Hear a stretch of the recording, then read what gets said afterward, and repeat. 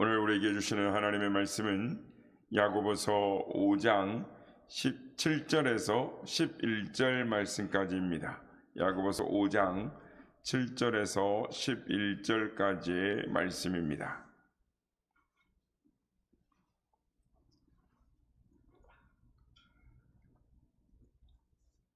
교독하시고 마지막 절은 함께 합독하시겠습니다.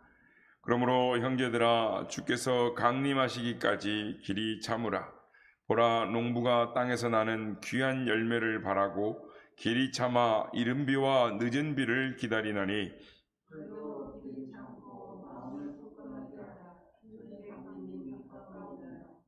형제들아, 서로 원망하지 말라. 그리하여야 심판을 면하리라. 보라, 심판주가 문 밖에 서 계시느니라.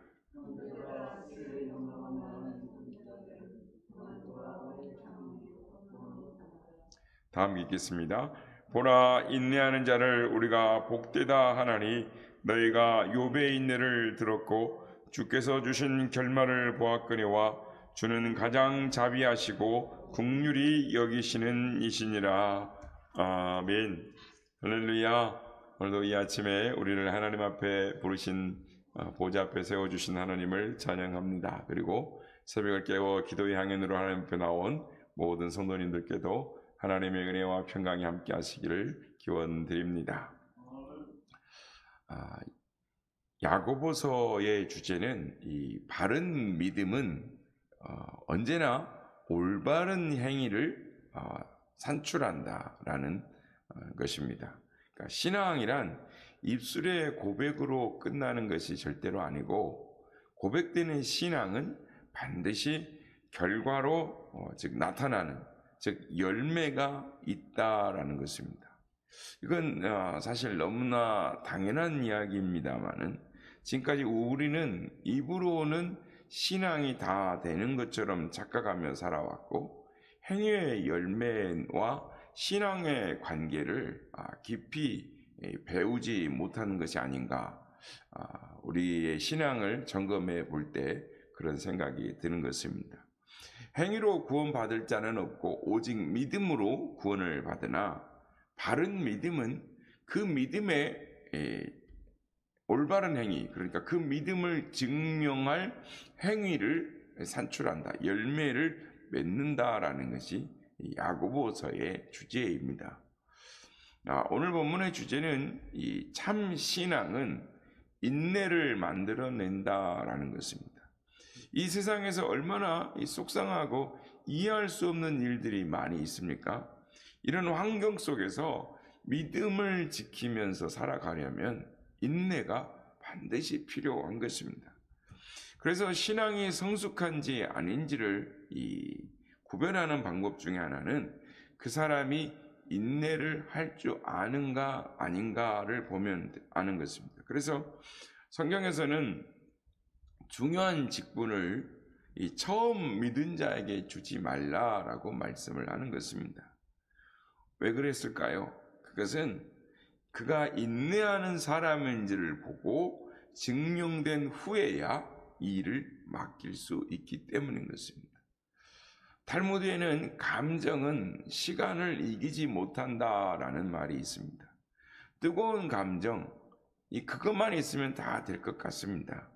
아닙니다. 감정은 시간을 이기지 못하는 것입니다. 그러므로 진짜 사랑은 인내하는 시간이 필요한 것입니다. 인내하고 기다릴 줄 아는 것입니다. 사랑을 테스트하는 방법 중에 중요한 것 하나는, 좋은 방법 하나는 기다려 주겠소? 라고 묻는 것입니다. 왜냐하면 기다림이란 어려운 것이기 때문입니다. 그래서 모든 사랑 이야기 속에는 이 기다림이라는 이야기가 포함되어져 있습니다. 오늘 본문은 이 인내가 무엇이며 어떻게 인내해야 하며 그 결과는 무엇인가에 대해서 진지하게 말씀을 하고 있습니다. 먼저 인내의 근거에 대하여 7절 상반절에서 이렇게 말씀합니다. 그러므로 형제들아, 주께서 강림하시기까지 길이 참으라. 신앙적 인내와 그리스도의 재림 관계는 항상 이 정비례하는 것입니다. 초대교회 성도들이 고난을 넉넉히 이기며 찬송하며 이길 수 있던 것은 그들의 이 재림 신앙 덕분이었습니다. 주님 언제 오십니까? 이 재림 의식은 인내할 수 있게 하는 것입니다. 또 인내해야만 하는 이 고통 속에서 이 재림 의식이 더 분명해지는 것입니다. 사람이 형통하고 잘 될 때는 주님 언제 오십니까? 라고 하지 않습니다. 그러나 내게 고통이 극심해지고 인내해야 될 이 상황, 인내하지 않으면 안 될 상황일 때는 사람들은 말하는 것입니다. 주님 언제 오십니까? 주님을 기다리는 것입니다. 그러므로 인내는 재림 의식을 확인하고 재림 의식은 인내를 가능하게 하는 이 상관관계가 있음을 우리는 확인할 필요가 있는 것입니다. 성도 여러분, 이 참 신앙과 윤리는 이 별개의 것이 아니라 밀접한 연관 관계가 있습니다. 부활 신앙을 가졌다면 그 사람은 죽음을 두려워하지 않을 것입니다. 그래서 부활 신앙이 확실할 때 순교할 수 있는 것입니다. 재림 신앙이 확실하면 어떻게 될까요? 얼마든지 인내할 수 있는 것입니다. 왜요? 그날에 주님께서 나를 신원하여 주시고 모든 것을 밝히 드러내어 주실 것이기 때문입니다. 세상에는 상벌이 모호하고 선과 악이 잘 구별되지 않습니다만 심판날에는 명백히 드러나서 나의 모든 어려움과 눈물을 그리고 그 고통에 대해서 명백하게 하나님이 판단해 주시고 또 그 이유를 제시해 주시고 우리를 주께서 시시비비를 가려주시고 우리가 하나님을 향한 믿음에 대한 상벌을 우리에게 정확하게 허락하시길 것이기 때문입니다. 그러므로 재림을 아는 자는 그날이 있음을 아는 자는 반드시 인내할 수 있는 것입니다. 오늘 본문에는 인내라는 말이 두 가지로 표현되는 것입니다. 하나는 인내라는 말과 또 하나는 참는다라는 말로 번역되고 있는데 이 원어도 이 두 가지로 이렇게 사용되어지고 있습니다. 참는다라는 말은 마크로두미마라는 단어가 사용되었고 인내라라는 말은 히포모네라는 단어가 사용이 되었습니다. 그래서 마크로두미마라는 말은 인간관계에서 당하는 이 고통을 말하는 것입니다. 그러니까 나를 향한 비인격적인 대우 혹은 이 배신과 핍박 같은 인간적인 고통을 참는다라는 뜻입니다. 그리고 히포모네라는 것은 환경이 주는 고통을 참는다라는 것입니다. 다시 말하면 이 동사의 목적격이 사람이냐 환경이냐에 따라서 이 두 단어의 이 사용 용례가 갈라지는 것입니다. 이 가난과 질병, 즉 모든 환경적 어려움을 견뎌내는 것도 인내이고 사람과 이 복잡한 인간관계 갈등을 겪어내는 것도 인내다라는 것입니다. 여러분, 인간관계에서 오는 고통과 환경에서 오는 고통 중에 어떤 것이 더 어려울까요? 인간관계에서 오는 배신과 그 핍박이 더 어려운 것입니다. 왜냐하면 환경에서 오는 고통은 내가 그냥 참으면 되는 것입니다. 그러나 인간이란 내가 가만히 있어도 그쪽에서 다가오기도 하고 또 계속 변하는 것입니다. 뿐만 아니라 피할 수 없기 때문에 사람과 사이에서 오는 이 어려움은 대단히 힘든 것입니다. 그러나 참아야 하는 것입니다. 그러면 언제까지 참아야 하는 것입니까? 인내의 한계가 언제까지입니까? 주님이 재림하실 때까지입니다. 쉽게 말하면 내 생명이 끝날 때까지입니다. 여기까지 온전히 참아야 인내다라고 말할 수 있는 것입니다. 한 5년, 한 10년 참다가 내가 지금까지 참았지만 이젠 더 이상 도저히 못 참겠다라고 팔을 걷어붙이고 상대방의 멱살을 부여잡으면 그건 인내가 아니라 벼르고 있었던 것입니다. 예수님 오실 때까지 참아야 그것이 완전한 인내이고, 죽으면서까지 꿀꺽 삼키고 가는 것, 그게 인내이고, 어느 땐가 화산이 폭발할 듯 뻥 하고 터지면 그건 벼렸던 것이 되고 마는 것입니다. 황혼 이혼이 이슈가 되었던 적이 있습니다. 특히 일본은 황혼 이혼으로 세간의 주목을 받았던 적이 있습니다. 일본의 주부들이 남편의 가부장적인 이 사고방식을 견뎌내고 인내하다가 이 아내의 도리를 다하다가 자식들 다 시집장가 가고 남편이 퇴직할 때가 되자 이제 헤어집시다. 남은 날이나 좀 편하게 삽시다. 내게도 권리가 있으니 당신 퇴직금 절반을 주시오 하고 재판 소송을 하는 것입니다. 이건 인내가 아닙니다. 분노를 품고 벼른 것입니다. 언제까지 기다려야 옳은 것이냐? 내 인생의 끝까지, 주님 오실 때까지, 문제가 해결되까지 기다리는 것, 올바른 재판장 되신 하나님께서 반드시 갚아주심을 믿고 끝까지 주님 손에 맡겨드리는 것, 하나님이 갚아주실 만한 인내가 되는 것입니다. 그 다음에 인내의 성격입니다. 여러분, 인내란 막연히 기다리는, 즉 수동적인 참음을 인내다라고 말을 하지 않습니다.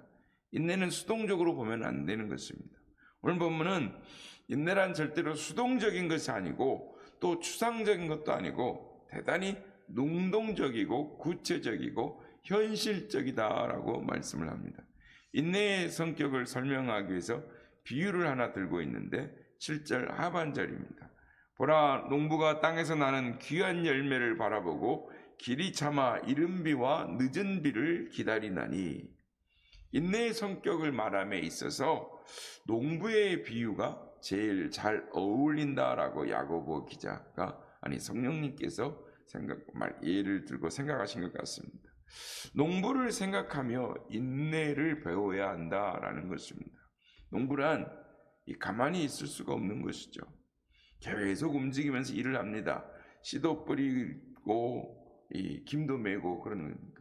그렇지 않고 열매를 기다릴 수는 없는 것입니다. 그러므로 농부는 부지런히 일합니다. 열심히 땅을 파고 밭을 갈고 씨를 심고 김을 메고 땀을 흘린 것입니다. 이것이 인내의 현실인 것입니다. 가만히 앉아서 기다리는 게 아닙니다. 열심히 내가 할 일을 하는 것입니다. 또한 시간을 투자하는 것입니다. 종자를 사야 하니까 물질도 투자합니다. 비료도 줍니다. 그러나 이 모든 투자를 절대 손해라고 생각하지 않습니다. 기분 좋게 생각하는 것입니다. 왜냐하면 귀한 열매를 추수 때를 바라보기 때문입니다. 이렇게 수고하고 땀 흘리면 언젠가는 열매가 주렁주렁 열리게 될 거라는 그 날을 생각하면서 참고 웃으면서 땀을 흘리는 것, 그것이 농부의 인내인 것입니다. 이 수고는 결코 헛되지 않다라는 것을 구체적으로 알고 수고하고 최선을 다하는 것입니다. 그런데 최선만 다하면 모든 것이 다 이루어집니까? 아닙니다. 최선을 다했다 할지라도 기다려야 할 것이 있습니다. 이른 비와 늦은 비를 기다려야 하는 것입니다. 비가 오지 않으면 내가 아무리 수고를 해도 모든 것이 헛일이 되고 마는 것입니다. 10월에 오는 비를 이른 비라 하는데, 이른 비가 와야 땅이 부드러워지고 씨를 파종할 수가 있습니다. 늦은 비란 이 4월에 오는 비인데, 다 익어가기 전에 마지막으로 한번 비가 내려줘야 하는 것입니다. 그래야 열매가 실하게 맺히는 것입니다. 이스라엘은 이 태양이 강한 나라이기 때문에 햇볕 이야기는 안 하고 비 이야기를 많이 하는 것입니다. 그래서 이른 비가 있어야 씨를 뿌리고 싹이 나는 것입니다. 늦은 비가 있어야 열매를 맺는 것입니다. 늦은 비가 없으면 다 타서 말라 죽고 마는 것입니다. 이 두 번의 비는 기다려야 하는 것입니다. 왜 비가 오지 않느냐고 발버둥 쳐봐야 소용이 없습니다. 그러므로 내가 할 일을 다 하면서 기다리는 것, 그것이 농부의 인내인 것입니다. 농부의 인내, 이 신앙의 인내란 내가 할 일을 하면서 열심히 하면서 소망 중에 기다리는 것입니다. 물론 이렇게 기다리는 과정 중에 걱정도 있고 불안도 있고 또 지침도 있습니다. 다시 말하면 인내를 흔드는 것이 있다는 것입니다. 그러므로 마음을 굳게 먹어야 하는 것입니다. 이 개중에 이 불독이라는 종자가 있습니다. 뭔가를 꽉 물으면 절대 놓지 않고 끝까지 물고 늘어지는 것입니다. 그러므로 인내란 사람이나 환경을 바라보지 않고 그리스도의 약속과 재림을 기다리고 그 사실을 굳게 붙잡는 것입니다. 하나님이 우리에게 말씀하신 것, 나에게 말씀하신 그 말씀을 끝까지 붙드는 것입니다. 만약 그렇지 않으면 어떻게 될까요? 사람을 보거나 환경을 보면 낙심하게 되는 것입니다. 낙심하게 되면 어떻게 될까요? 오늘 보면 9절 말씀입니다. 형제들아 서로 원망하지 말라. 그리하여야 심판을 면하리라. 보라 심판주가 문 밖에 서 계시느니라. 원망은 고난 중에 사람에게 다가오는 가장 큰 영적인 시험인 것입니다. 아니 질병인 것입니다. 군사작전에도 강한 적을 때려 부수는 방법은 분열을 시키는 것입니다. 그래서 약화시키죠. 영적 전쟁도 마찬가지인 것입니다. 먼저는 불평을 심어주고 의심을 심어주고 그래서 마음이 이 견고함을 무너뜨리는 것입니다. 그 다음에 탁 공격하면 꼼짝없이 다 무너지는 것입니다. 부숴버리는 것입니다. 우리는 사단이 우리를 넘어뜨리려고 할 때 원망하게 하는, 불평하게 하는 전략을 먼저 쓴다는 것을 우리는 기억하고 우리 안에 원망이 생기고 불평이 생기면 사단에게 속지 말아야 하는 것입니다. 원망하면 이기지 못하는 것입니다. 예전에 어떤 사람이 취직을 하게 됐습니다. 그런데 딱 취직하고 나서 자기가 집에서 신고 온 고무신을 깨끗이 씻어서 문간에 세워놓는 것을 주인이 그걸 봤습니다. 기숙사에 몇 명의 직원들이 있는데 그 직원들이 일하는 걸 보면서 이 직원들을 하면서 다른 직원들이 일 시킨 거 몰래 쳐다봅니다. 그리고 또 늦은 저녁에 불러가지고 누구야 이 일 좀 해라 이러면은 다른 직원들은 막 불평하고 원망을 하고 투덜거리는데 이 직원은 가만히 가서 또 물지개를 지고 옵니다. 또 어떤 일을 돈 문제를 맡겨서 또 일을 시켜봅니다. 그래가지고 또 주인이 까다롭게 굽니다. 돈이 맞는다 안 맞는다 또 갑자기 가서 돈을 찾아오너라 또 바꿔오너라 이러면서 자꾸 힘든 일을 자꾸 시키는 것입니다. 그런데 어느 시간이 흘렀을 때 주인이 그 직원을 그 회사에 총무 과장을 시키는 것입니다. 그리고 점점 승진해서 그 회사의 중책을 맡기는 것입니다. 그렇습니다.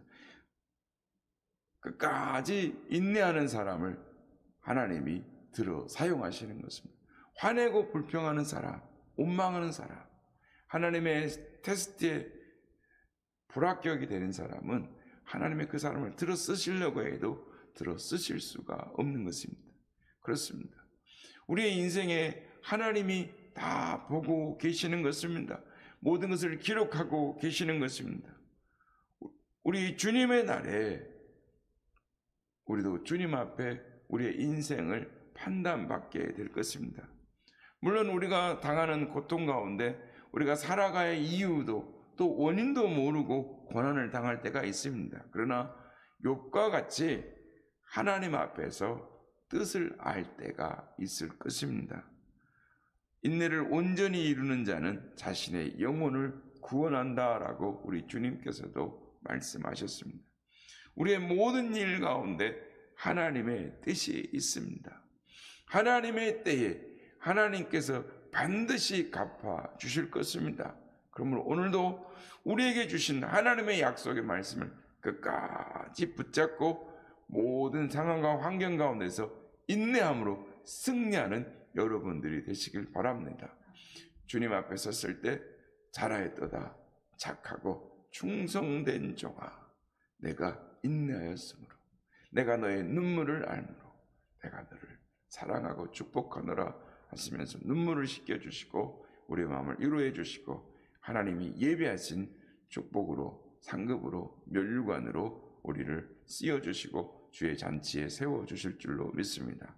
그 날을 바라보며 인내로 신앙에 승리하는 우리 모두가 다 되시길 주의 이름으로 축복합니다.